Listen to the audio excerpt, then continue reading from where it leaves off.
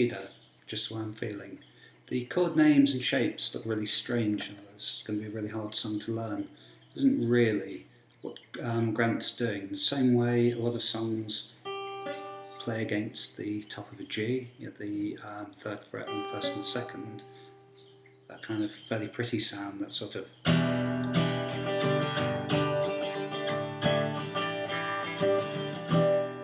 sound. Grant's doing something very similar, but he's doing it against a D. So he's doing it against the open 4, 2nd on the 3rd, 3rd on the 2nd, and that 3rd finger, which stays rooted there throughout the whole song, just gently touches the 1st string, the top E, and mutes it out. And then the intro and the verse are a descending bass against that, from a B to an A to a G. So technically the chords are B minor 7, B minor 7 over A, and the G sus2. But actually, I doubt whether Grant really looked through a chord book and thought he'd try those out. It's pretty certain that he was playing around against that sort of edgy dissonant top couple of strings and came up with a really, really cool song doing it.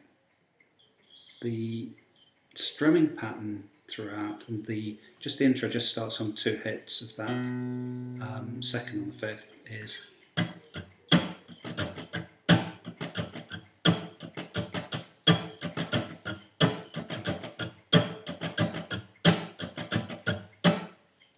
and rather than keep counting the down ups and trying to get those in the right rhythm, try and focus on playing it percussively till you get the hang of it and add the chords behind it. Just hear it when you're muting the strings, you can really hear how rhythmic the right hand is.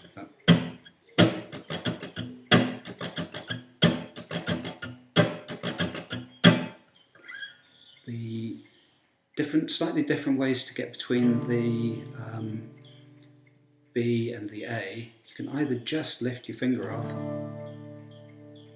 and then you have slightly more movement to get to the G, or the way I normally prefer to do it is play that, and then when I'm taking my 1st finger, off the 2nd to the 5th, I move it straight there to the 2nd to the 3rd, giving me that D shape, because then I find it easier to hit the next chord, which is the G in the bass. It makes no difference which way you do it, really. It's whichever feels most comfortable. So the intro and the verse is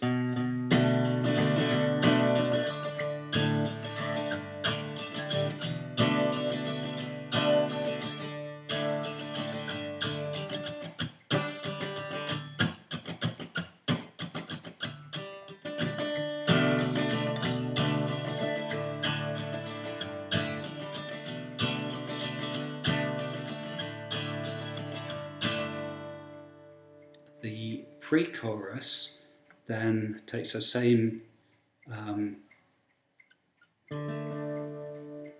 partial D and goes against an F sharp, which is the 2nd fret on the 6th string.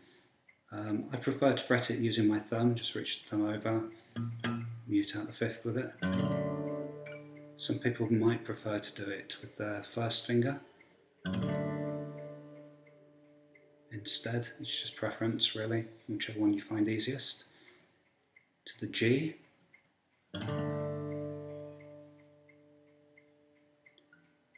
B,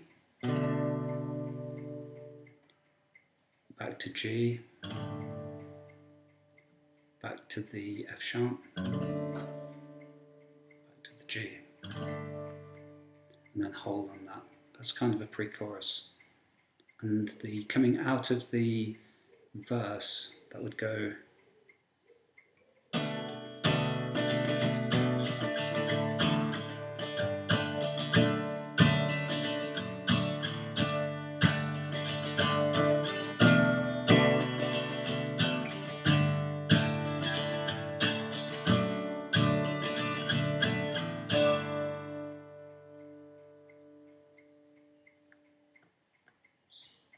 holding on that last one before you then hit the chorus.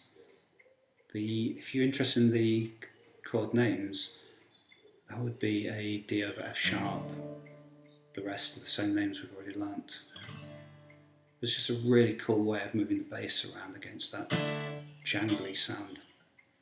The chorus itself, it introduces a new chord, and that's the A sus4, and that is you're fretting this is the only time really that open D is not ringing out. You're fretting the second fret of the fourth, second on the third still. And now you're playing half bars. It goes from the A sus4 to the B. So moving from the second on the fourth to the second on the fifth. Again, I was remembering to keep that low E muted out when you don't need it, so you're getting the bass note that you're really after.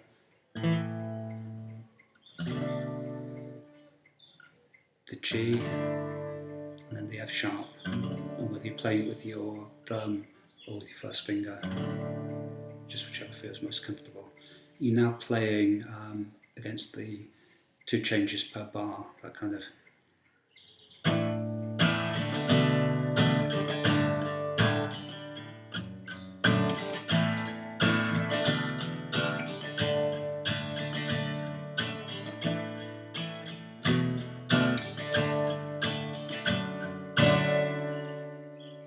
For the chorus, then you repeat a slightly shorter verse than the first one, and the pre-chorus is different this time as well.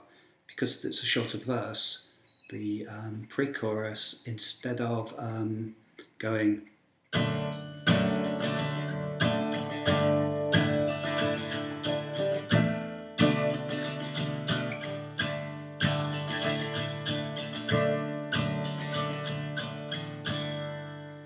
skips the B to G, so the torn into each time we bruise just goes from the F sharp to the G to the F sharp to the G. So this time it's the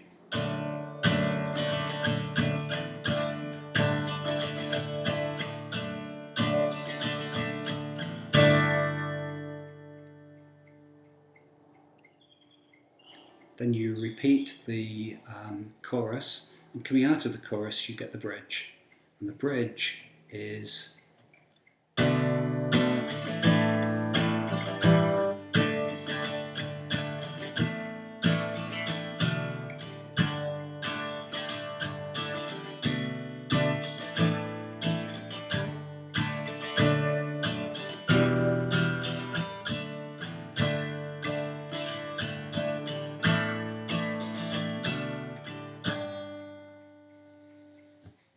so the first part of it is the B to the A down to the G,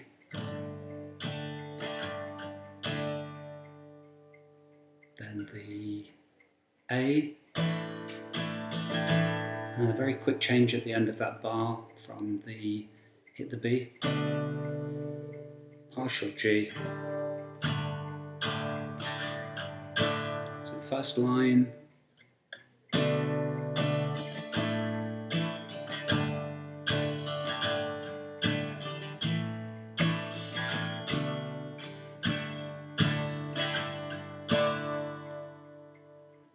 the second line is then the B to the A to the G, the F sharp to E minor,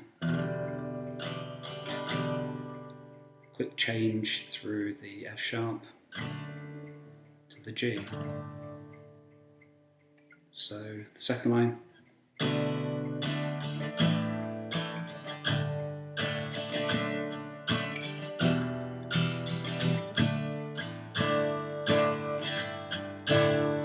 and then end with the same tag that you had the first time, which is the A.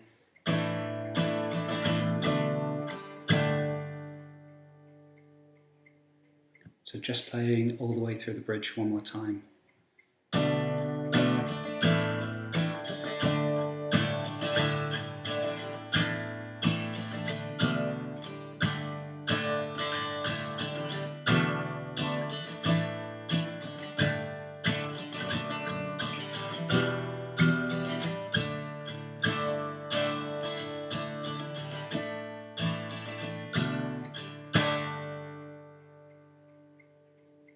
You're nearly at the end of the song now, then it plays through the intro again.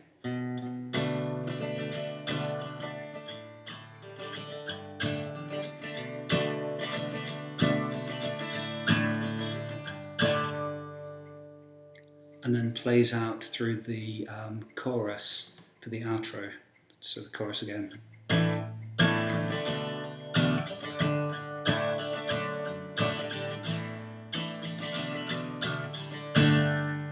And the final repeat just goes from the to the B and then hits that G and rings out, finishes. Good luck with this one. Hope it makes sense.